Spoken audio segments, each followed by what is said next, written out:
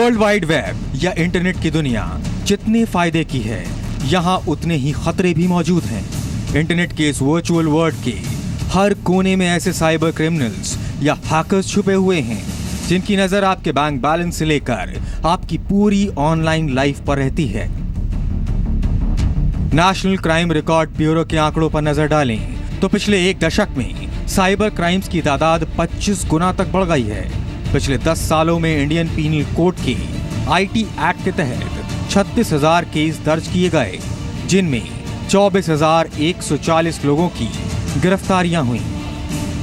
और ये आंकड़े तो अकेले भारत के हैं, ग्लोबली तो तस्वीर और भी भयानक है। लोकसभा में पिछले साल पेश हुए आंकड़ों के मुताबिक भारत में 35 करोड़ लोगों का इंटरनेट सब्सक्राइबर बेस है, जो हर दिन बढ़ रहा है।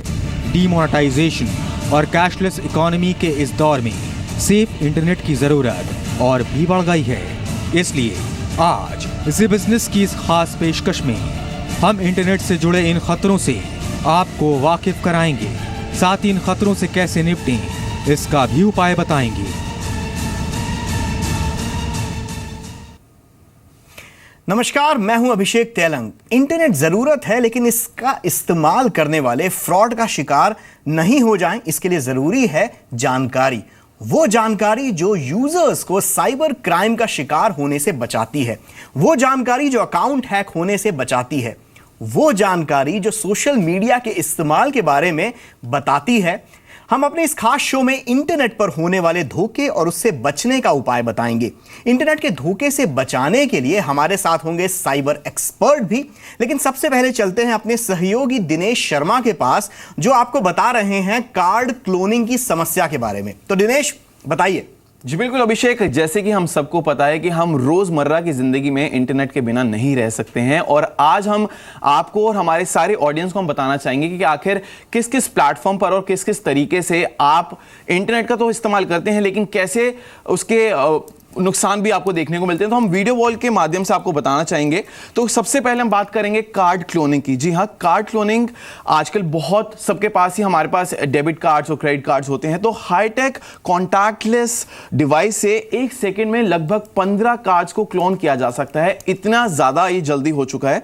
नेक्स्ट हम दिखाते हैं कि कार्ड क्लोनिंग से लोगों को करोड़ों का नुकसान हो रहा है, ना सिर्फ भारत में बल्कि ऑल ओवर द वर्ल्ड। और वहीं दिल्ली, मुंबई जैसे कई सारे मेट्रोपॉलिटन सिटीज में हमें काफी सारे केसेस देखने को मिले। और सबसे बड़ी बात यह है कि इसका अभी तक एक भी कोई सख्त कानून हमें देखने को नहीं मिला है। जी अभिषेक। दिनेश ने बहुत अच्छी जानकारी दी, लेकिन इस जानकारी का दरअसल ये तो डराया दिनेश ने, पर इससे बचने के उपाय क्या हैं, इसको बताने के लिए मेरे पास हैं भारत के जाने माने साइबर एक्सपर्ट राहुल त्यागी, जो कि वाइस प्रेसिडेंट है ल्यूसिडियस कॉर्प से।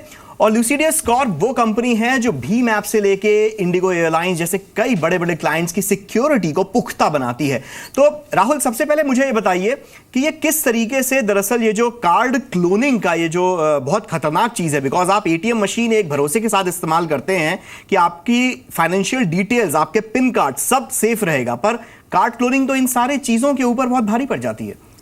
जी बिल्कुल, अगर आप कार्ड क्लोनिंग की बात करें तो ये अभी की समस्या नहीं है। ये ऑलमोस्ट 1 साल 2 साल पहले से बहुत ज़्यादा तरीके से चल रहा है आउटसाइड इंडिया में। इंडिया में बिकॉज ऑफ डीमोनेटाइजेशन ये कुछ ज़्यादा स्टार्ट हो गया है। अगर आप कार्ड क्लोनिंग का पूरा व्यू देखें ये कैसे होता है, फॉर एग्जांपल आप एक रेस्टोरेंट के अंदर जाते हैं, वहाँ पे अपना कार्ड देते हैं बिल के बाद, और आपका वेटर आपका कार्ड लेके जाता है और स्वाइप मशीन लेके आता है। अब मोस्टली क्या होता है कि आपको पता है कि स्वाइप आप तभी करोगे जब मशीन आपके पास आएगी, लेकिन आप फिर भी उसको अपने कार्ड अंदर डाल के देते हो। अब जिस टाइम से आपने वो कार्ड उसको दिया और जब तक वो पहुंचा मशीन लेके आया, उसके अंदर कुछ डिवाइसेस होते हैं जिसे हम बोलते हैं स्किमिंग डिवाइसेस, जो पिछले 10-15 साल से बहुत तरीके से चल रहे हैं, जिसके अंदर जैसे आपकी एटीएम जो आपकी मशीन होती है स्वाइप कार्ड, वैसे एक छोटा सा कार्ड होता है जिसके अंदर आप स्वाइप कर दीजिए, वो सारी इन्फॉर्मेशन आपकी कार्ड की उसके अंदर आ जाती है। अब आपने उस 15 सेकंड के अंदर जब बंदा वो गया, उसने स्वाइप कर भी लिया, आपको पता नहीं लगेगा। उसके बाद आपकी जो डिटेल होती है डिजिटल फॉर्म के अंदर, जो बंदा क्रिमिनल किसी और रशिया के अंदर कहीं पर बैठा है, वहाँ पर उसका कार्ड का क्लोन किया जाता है। कार्ड क्लोन करने के बाद वहाँ से आपके पैसे निकाल लिए जाते हैं और आपको पता भी नहीं है कि आपने कहाँ पे वो यूज़ किया था।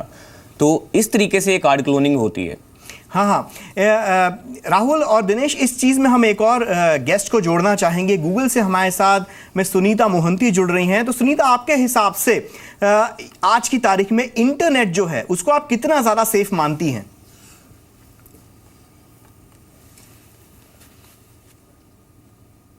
आज की तारीख में मैं इंटरनेट को 100% सेफ मानती हूँ। हम लोग घर बनाना नहीं छोड़ते हैं चोरी के डर से। So from that aspect I think we should not stop using internet because we are fearful of attacks or safety. I think all of us have a personal responsibility to be safe on the internet, and it's a wonderful avenue for us to educate ourselves and get information. So please, it's 100% safe. Use the internet safely.